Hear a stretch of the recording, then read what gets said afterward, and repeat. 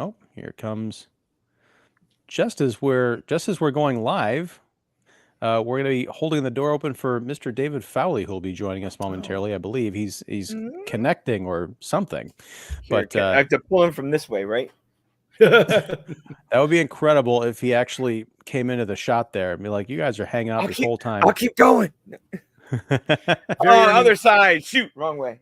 Very Ernie Kovacs of you, Don. Yeah, wrong way. Oh, hey, David is dressed as this episode of the Mandalorian that we're discussing. It's a lot of facial hair for H.G. Wells Eloy in that picture over there. But yeah. David, I thought last week you were Oscar Isaac. This week I thought maybe you're doing a salute to Paul, who just died. Sure, there you go. Or Robert Blake, either one. Right, Robert Blake just died. Really? I missed that. I thought he was dead, but just his career. Nice. Mm-hmm. All right. Murder raps will do that. And his ex-wife. And his, I was just gonna say, yeah. We're gonna keep things cheery here tonight on What If He Doesn't Survive? Jazz hands.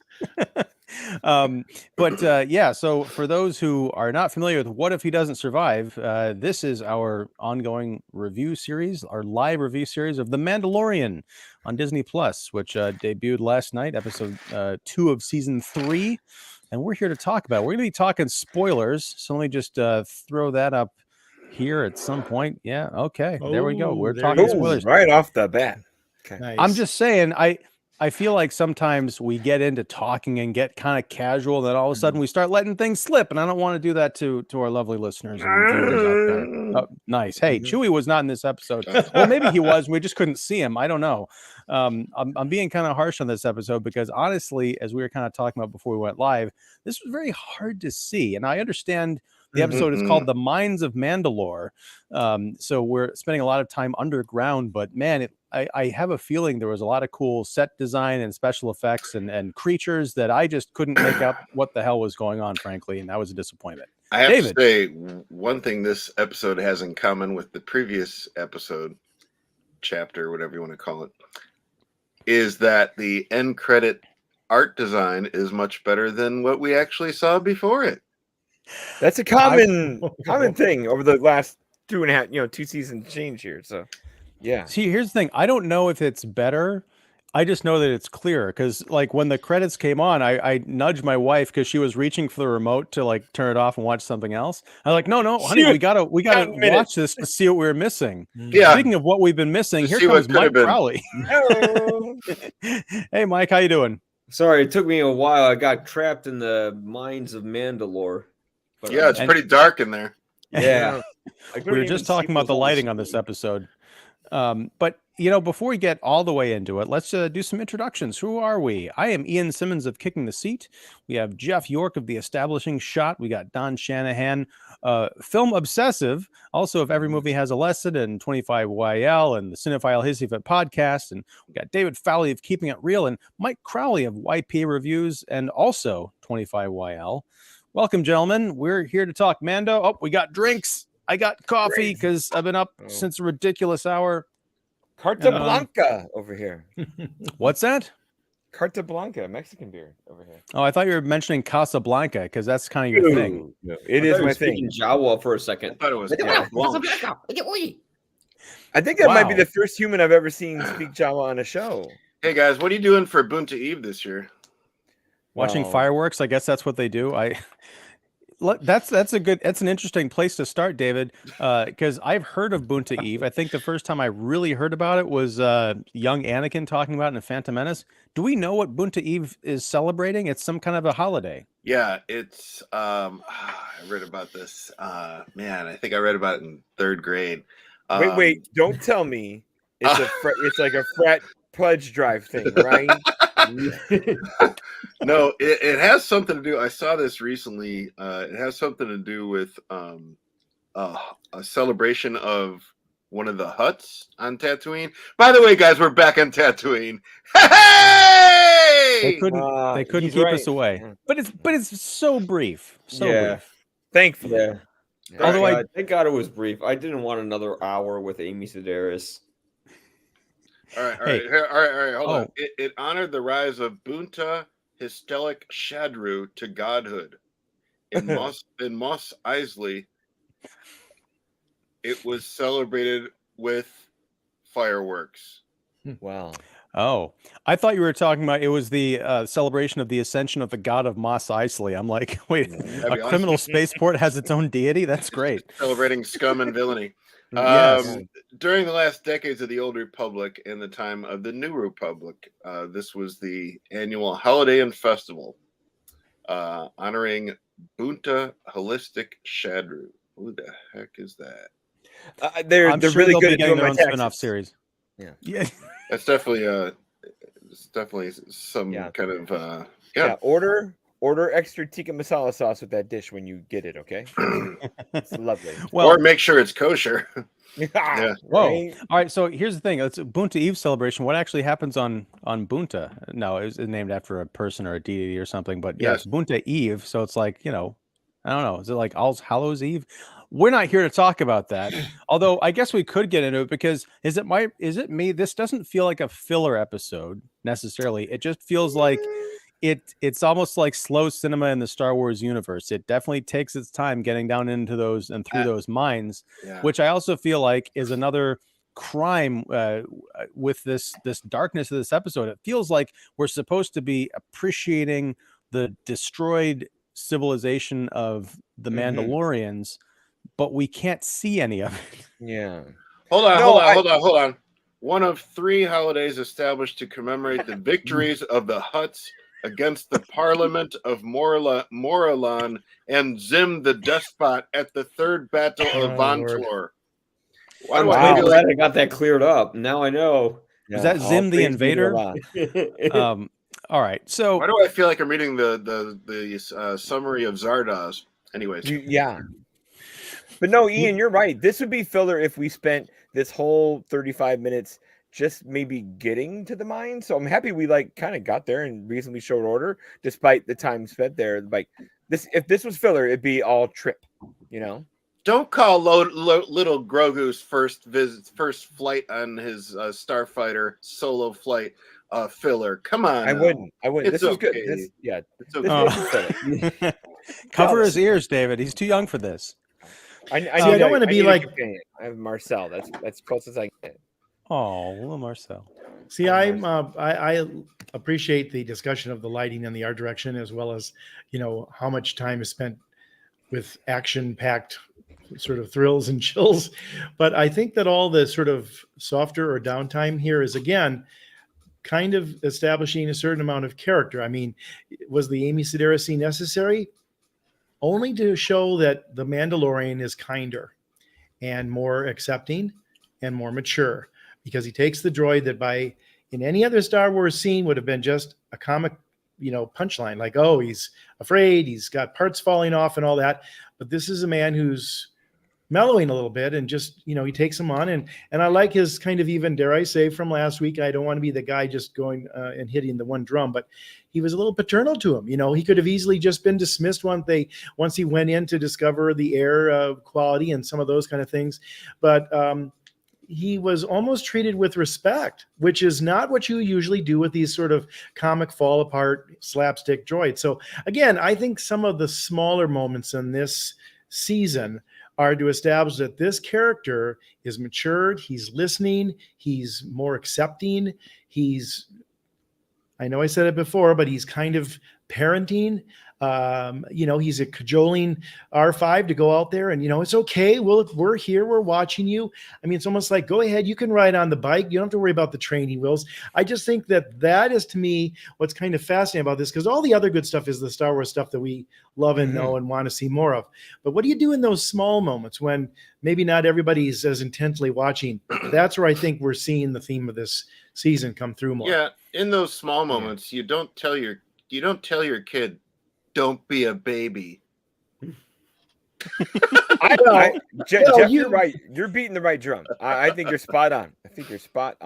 Well, can we just back up and establish something here? Because I feel like I missed it. I know, because Yoda, not Baby Yoda, not Grogu, but Yoda from the original trilogy, he died when he was 900 years old or something.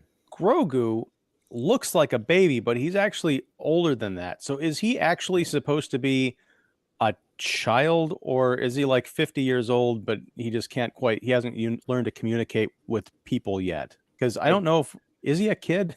I think they said he was 50 in the show, but then it's like, does that mean Yeah. developmentally he's like a child still? Might be like Probably. dog years, or, except it's less here. I mean, in a 900 spectrum, 50 is a toddler. Correct. Right. It's true. It's like a Benjamin Button. Yeah. Yeah. Or is 900 like, middle aged and Yoda just died really young? Grogu would be like an embryo, space embryo. MF lived a hard life, man.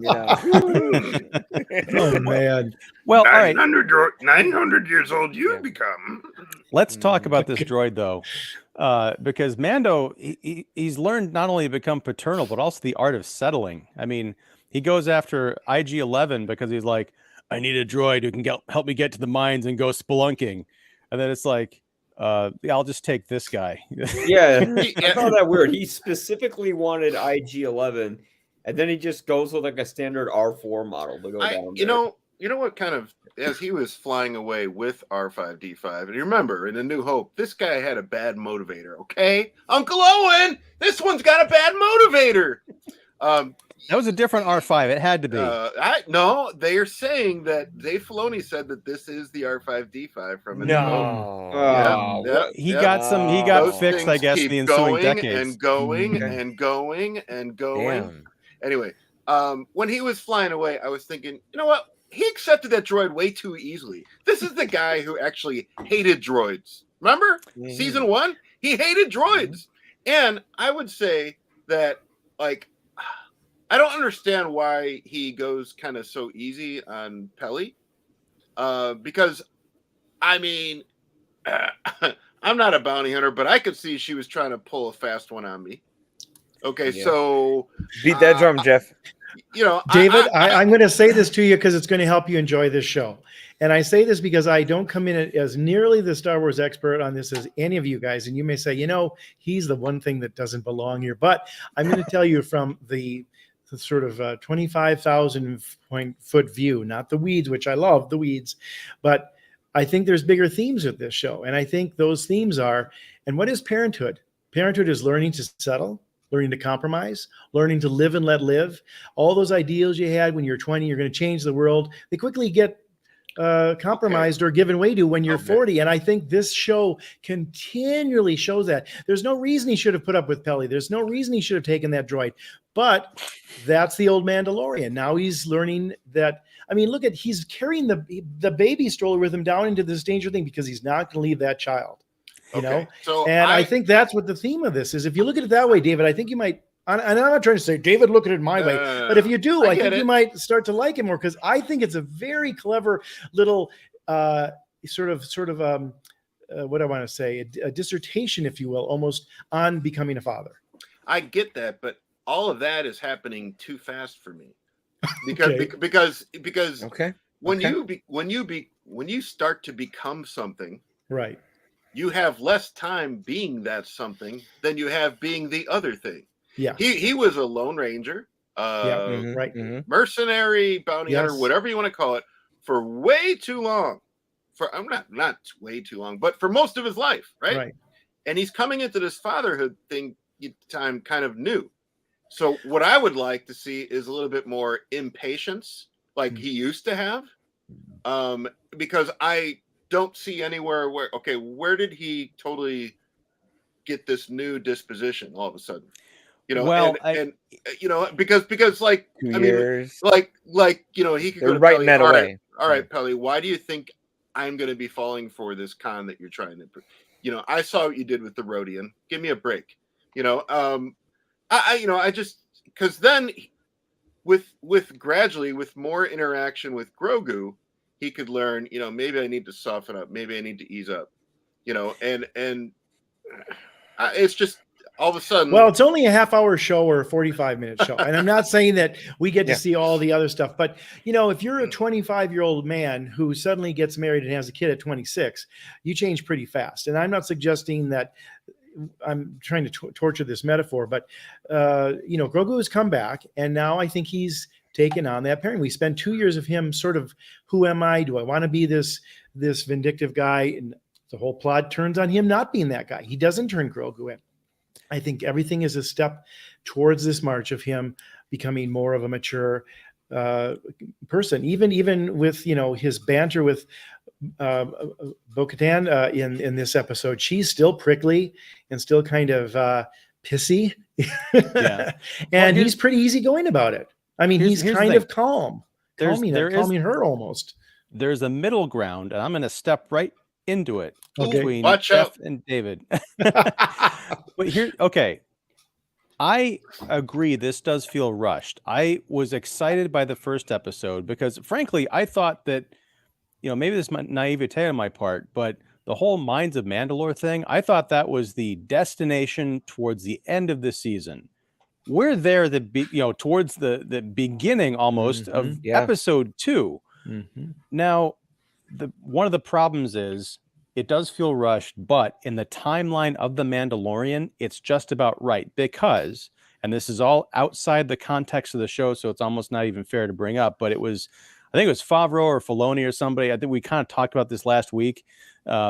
They had said that the time that Grogu had spent training with Luke Skywalker was between 1 and 2 years, which we all agree does not feel like that when we're watching Mando and then Book of Boba Fett.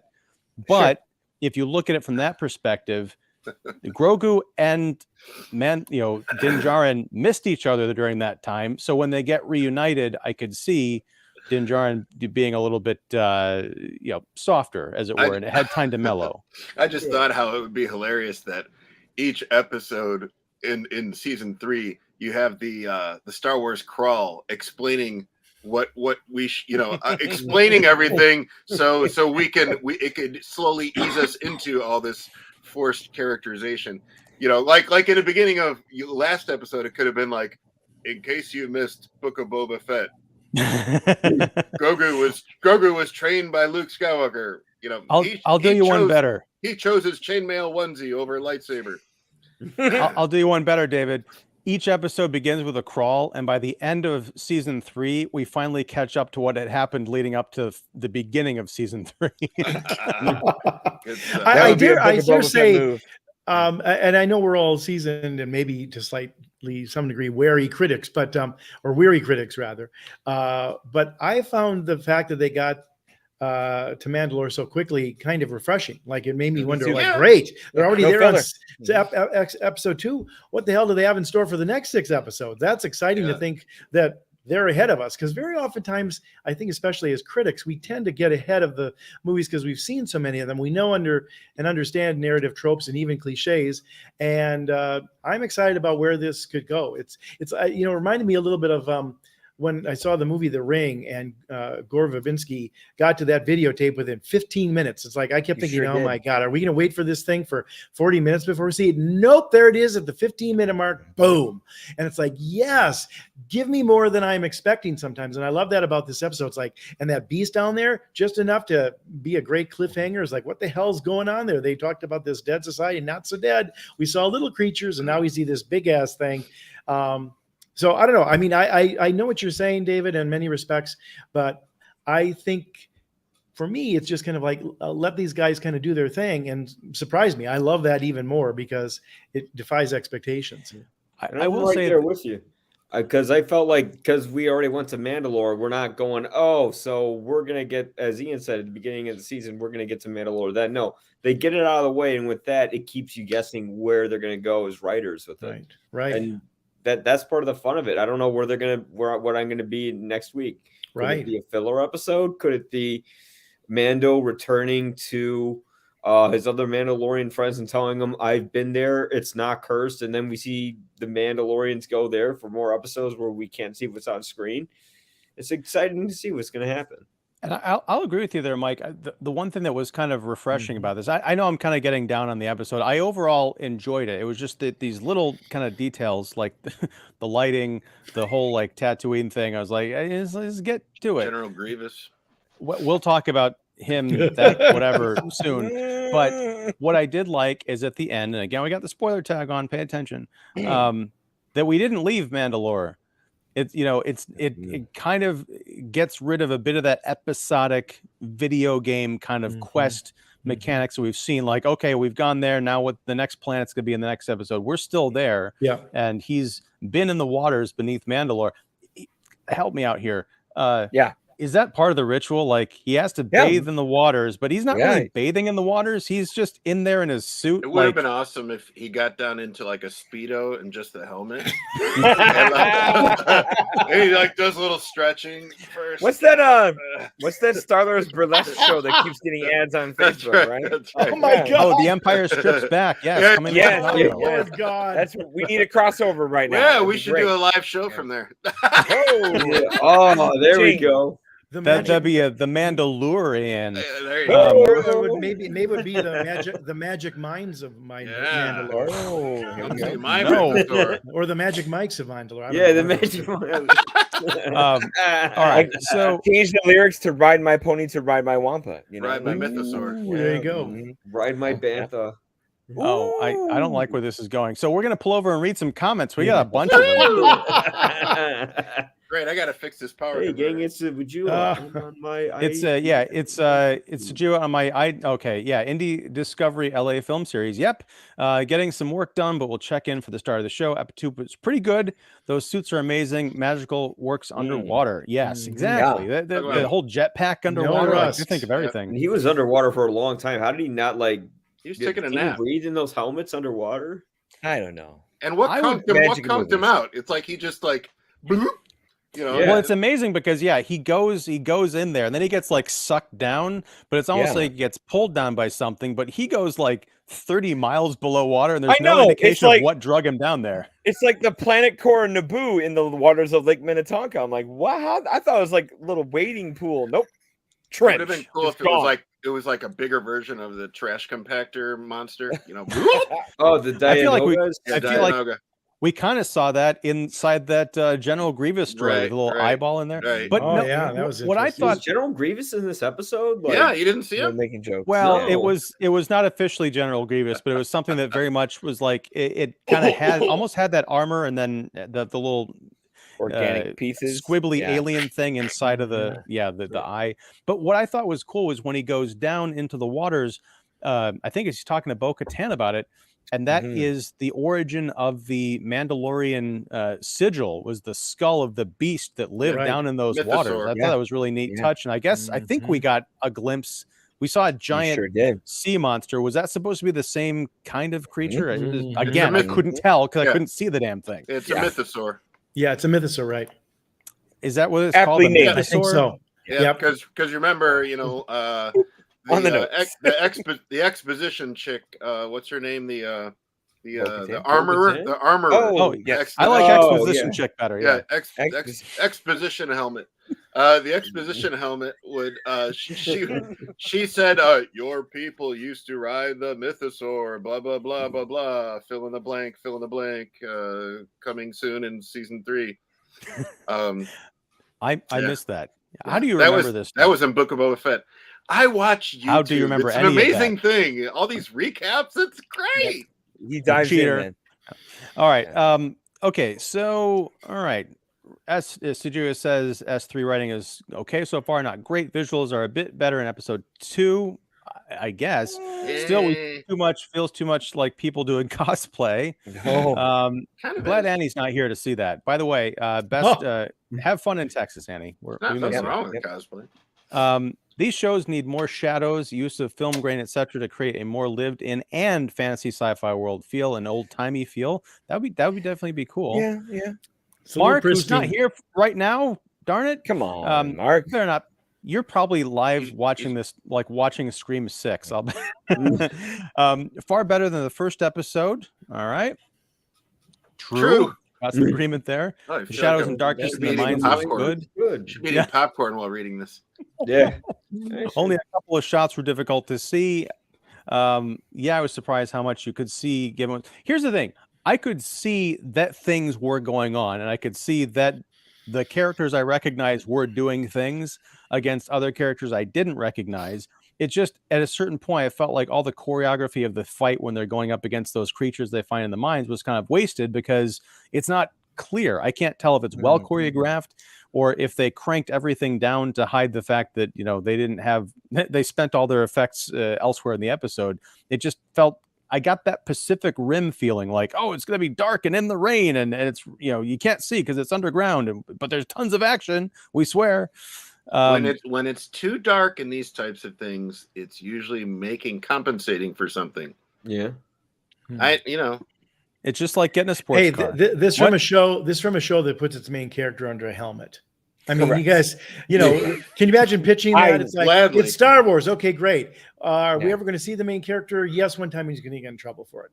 Hey, I actually like that because like when he it was in episode or season 1 when he showed his face because he like had to. It was really kind of a dramatic moment. I don't think I really knew what Pedro Pascal looked like until that moment. I was like, oh, this is kind of neat. Those aliens felt like updated Morlocks. Yeah, I had more like an Eloy from a Time Machine. Yes, those were bad. They look like those random like ghouls you fight in The Witcher. And I mean the 1960 ones, not the Jeremy Irons 02 ones. Yeah. Am I the bass drum? I guess is that what? The Eloy were the above ground dwellers though. In the time, keeping the beat, baby. Somebody's got to keep the beat. Somebody's got to keep the beat. Does anyone know the name of the band in A New Hope? They're called Jizz Whalers. No. Wait, really? Yeah, I'm serious. A band from the Cantina? Yeah, the bum bum ba bum. Those guys. The Jizz Whalers. That explains they were big on doing covers of Cream. That's why their heads look like upside down scrotums. A 16-year-old boy wrote that piece of dialogue. Come on, Ian. Yeah, and let's not forget Love and Spoonful. I'm just thinking about Fast Times at Ridgemont High. That's literally why they were named that. Wait, really? Because of jizz? Correct. Love and Spoonful is named such because that was supposedly the amount of semen that the average man ejaculated was about a spoonful. Love and Spoonful. Love and Spoonful. Hit that drum, Dr. York. Hit that drum, Dr. York. There you go. Now I'm hitting the cymbal. Yeah, but what does Boonta Eve mean? Wow. Look, I just want to go on record. That's their best time. That's when they get booked the most. I just want to point out that we are the only Star Wars show on the internet to reference spoonfuls of jizz. Okay, so let's see. Petty is back. Hello, guys. You have an R-rated warning on the crawl there. Like that's right. We're talking spoilers and filth. Warning: content is for mature audiences only. Then you are in the wrong place. Hello, guys. I'm totally with David about the droids arguing with a friend at work plot that is part of character growth. WTF? Well, you know, that's if I like Amy Sedaris a lot, but if I never see her again on this show, I agree with David. She's a little broad here. Hey, that. Be respectful, Jeff. She's a little broad here. No. I mean, her character is. I know he knows, and I know. I know. Just messing with that. I know you did. I stepped in it, didn't I? You did. Wait till you get to blows. No, this show blows through these changes just like the Love and Spoonful. But the episodes are too short. Just like Those convictions Just suddenly like turned to plasticine. Nice. Season 2 is written better. So is Scream 2. Oh, sorry. Wow. Then give us a 2 years later. Right. Very Shatner. I like that. I also think, and again, I don't want to be the contrarian per se here, though. I think also, and when I watched these first 2 seasons, I think there was more excitement because it was a little bit new and there were more characters. This is honing in more on the 2 main characters, or the 3 if you include Bo-Katan here. But I also think that, and I'm not trying to mansplain any here, but I think that if we are looking at these like, wow, that was a great episode, it's a chapter in a book. It's a series. And so they're not all going to be exciting. And I think for us to think that like, well, the first episode was boring and this one's much better. You can't look at it that way. You have to look at it. This is a story, is the story. And we can all say, well, season 2 was better. Of course, we're looking back 2 years after the fact, and we remember all 10 episodes. But if you looked at that, you probably said the same comments there. I just think series work is different.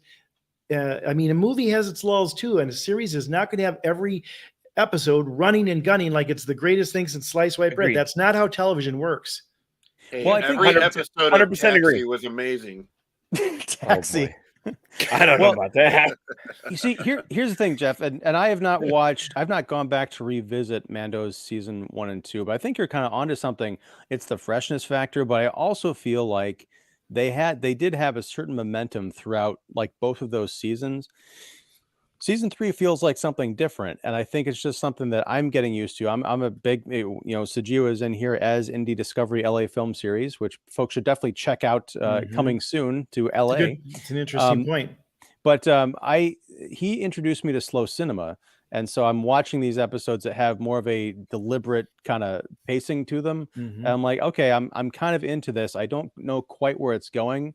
I think I'm still trying to reconcile the swashbuckling forward momentum of seasons 1 and 2 with this more casual pace, because I'm like, wait a second. At the same time, it feels rushed, like they got to the mines of Mandalore. It's also like, wow, we are taking some time. Like in the previous episode, we spend a good like minute of screen time, which doesn't seem like a long time, but it's like a 30th of your runtime, with Grogu watching hyperspace whales.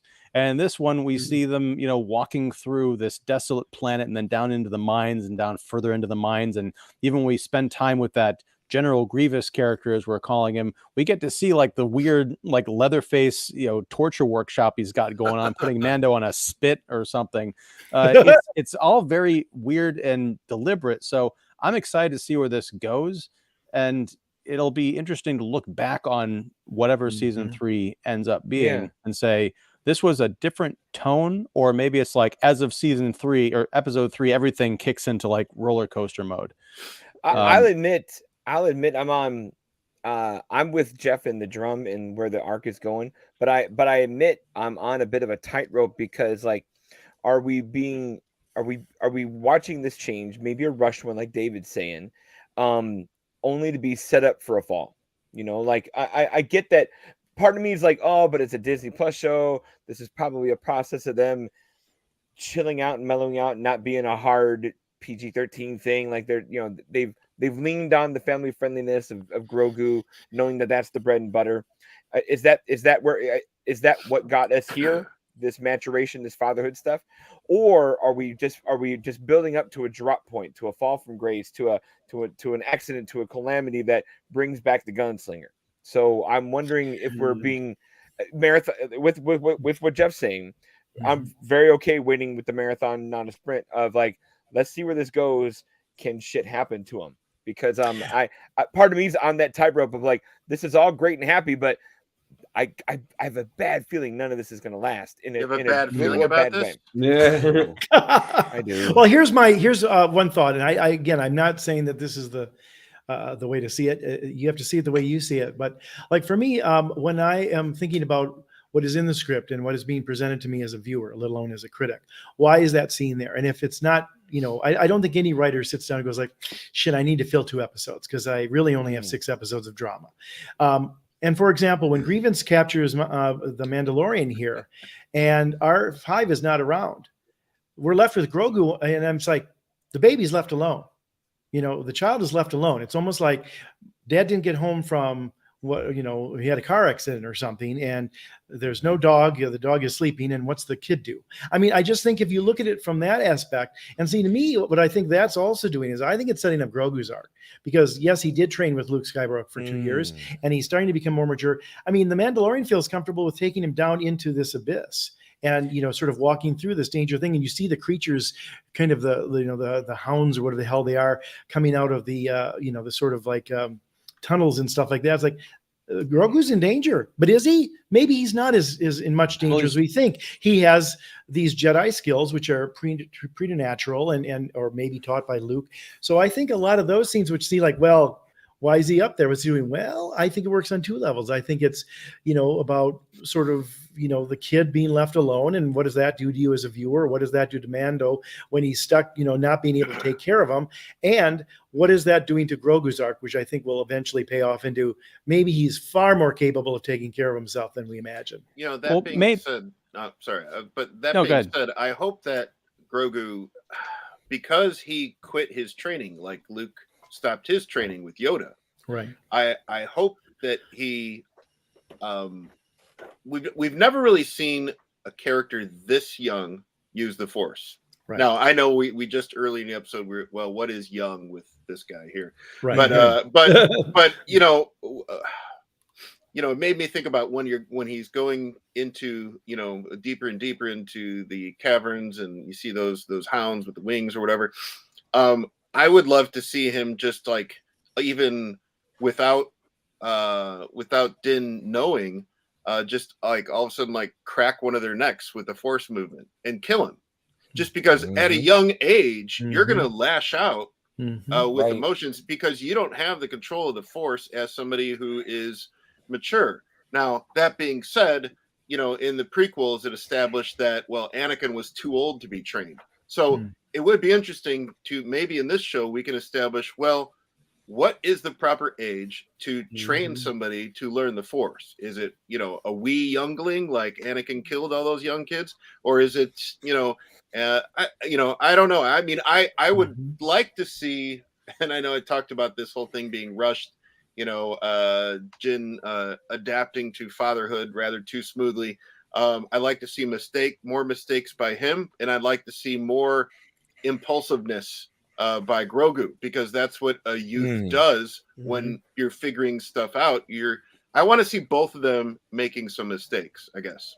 Yeah, I want to just see some stakes, because I'm not sure what is at stake right now, because we're sort of we're just following the path of the Darksaber and how that's going to. I think this is going to lead to something. It's going to lead to something with Mandalore.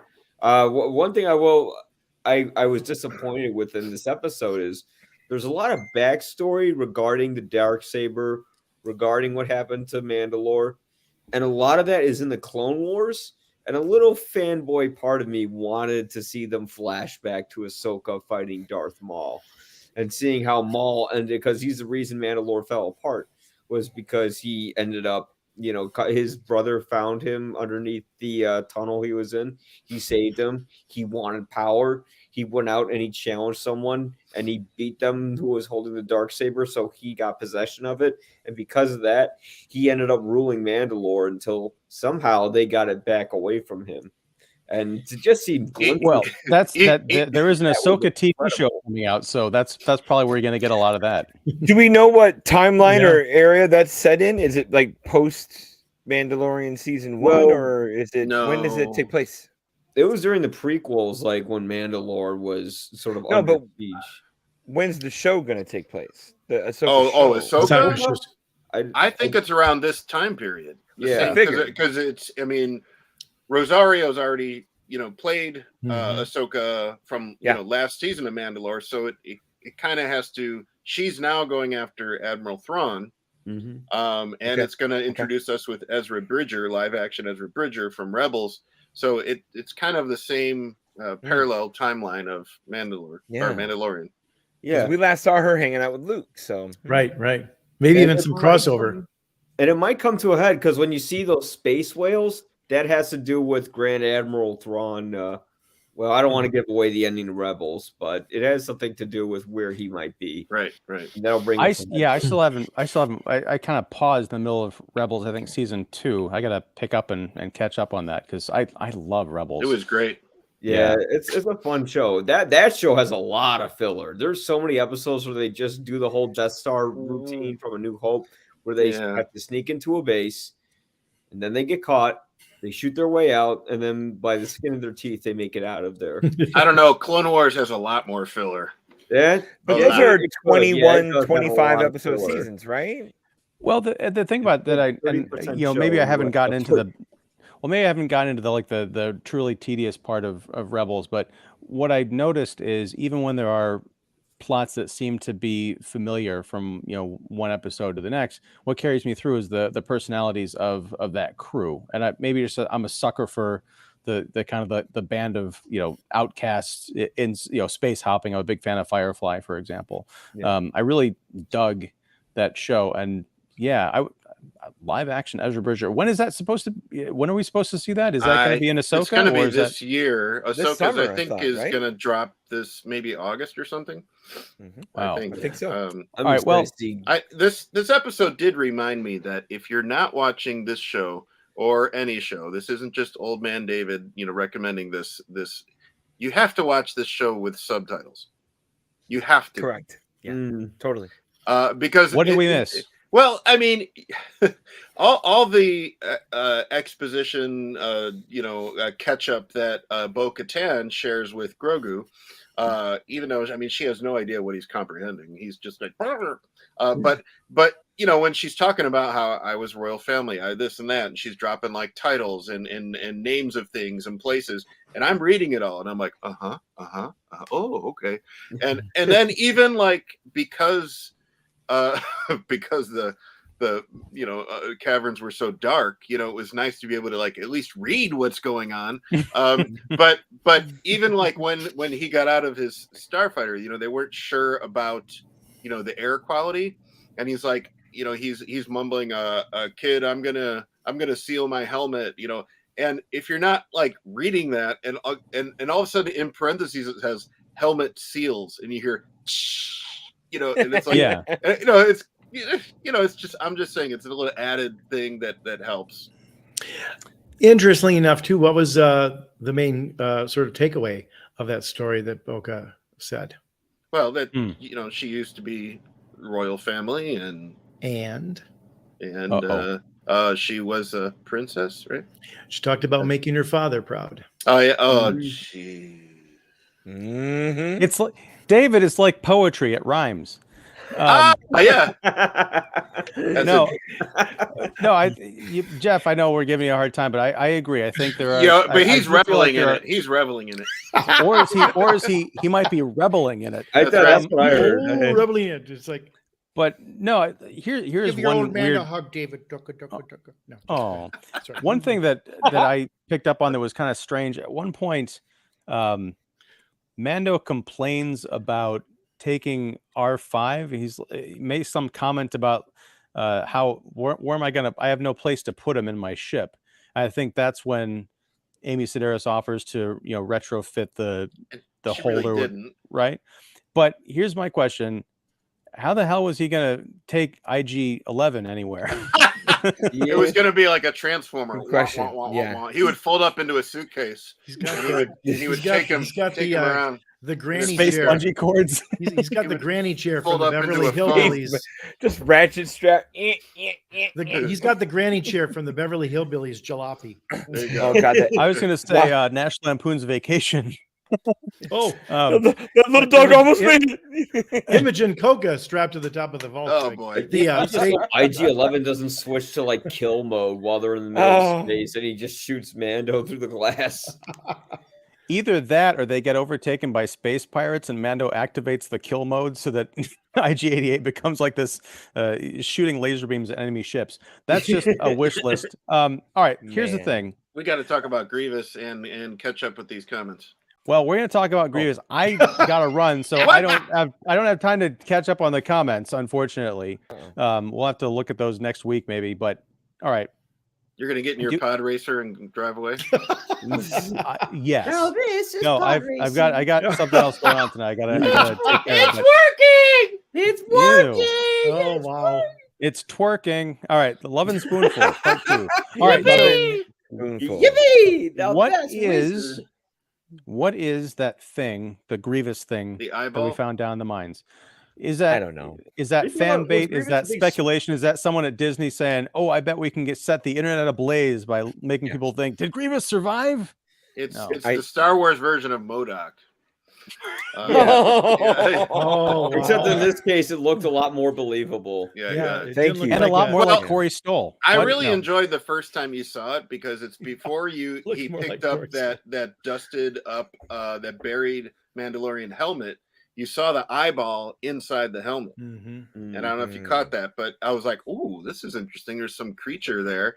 And next thing you know, he's somewhere else. But everybody on the internet is like, "Oh, it was like the Thing and of the Star Wars version of the Thing," and I'm like, "No, it wasn't." No, it's not I mean, that either. he shows up in this like James Cameron crab walker thing from Avatar 2, and I'm like, "What is this?" So it's kind of like. It reminded me a little bit of Lord of the Rings, probably I think Two Towers, or the one with the spider thing. Yeah. Yeah. So I don't know. Again, too dark. I couldn't see what was really going on, but we're introduced to him when he's in this like crab-like armor, and then he gets out of it, and then I don't know what he's trying to do. It reminded me of Bruce Campbell from Escape from L.A. You know, the surgeon. I'm like, he's drawing blood out of Mando. I don't know why he needs blood because all he has is an eyeball. But I don't know. It will be revealed. That thing was Grievous that you guys were talking about. I didn't catch it was Grievous. It was like I just thought it was like a random spider robot. We're speculating. Right. We're just calling him Grievous. We have no name for him. Yeah, but he was walking kind of like him. He just needed the and then have like just a bunch of little. Oh wait, I think it was collecting. It looked like it was collecting lightsabers at that point because it was like collecting his weapons. The content censor said we can't have a COVID cough in a show post-COVID. So sorry, Grievous. Well, it's not because it was a long time ago in a galaxy far, far away. So correct. You know, it's and like you need to go a galaxy far, far away. I hear. So I was going to make a Blazing Saddles reference. Oh boy, it's 1864. We can sue her. Hedy Lamarr. Anyway, gang, we're gonna go. Unfortunately, we didn't get to all the comments. I appreciate everybody tuning in and checking it out. And on the replay, you can hang out and leave more comments if you want. But yeah, I got to run. Unfortunately, I do want to say that for the next 3 weeks, we're going to be doing double ups on Thursday nights with whoever can make it and hang out. We're going to be talking about The Mandalorian at 8:00 Central, and then after that, we're going to be talking about newish release movies. We got Scream 6 next week. We're going to be talking about our next Spotlight India film the week after that, and then to round it off on the 30th is going to be John Wick 4. John Wick Chapter 4. Much like they have chapters in The Mandalorian, now we have John Wick Chapter 4. So I'm looking forward to seing that. I'm looking forward to it. No, because that is a comic book movie. It's a comic book movie. How does your son want to see Ant-Man and not Shazam? Because he hasn't seen the first one. You could show it to me. I don't know. I could. You don't have to be in the room. I gotta be in the room for Shazam. That opening scene. I gotta do some hand holding with that one. Chucking fuckers out the window. Yeah. You could just show it to him cold without being in the room, and you could say, "See, this is why he can't watch Texas Chainsaw." How long before they do an ISIS reboot? Oh wow! Remember the ISIS Shazam hour on CBS Kids Saturday mornings? Yeah, they're not old enough. No, I thought you were talking about something completely different, Jeff. I'm like, get this. They'd have to change. No, they'd have to change the name of it. But they had a Wonder Woman-esque super heroine who shared a show with Shazam in the 70s, and she was based on the ISIS, ancient god Isis of Egyptian lore, and that's the origin of that name. At least it was then, but I know you'd have to change that now. So it was like I didn't mean to make an insensitive comment there. No, I'm saying, they would call it. They'd probably call her Iris or something right now. But if they're bringing back Shazam, they could bring her back.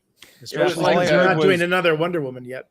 It was like the He-Man, ISIS, and super heroine, and now we're on some kind of a list. So thank you. But anyway, oh no, I'm so sorry, Ian.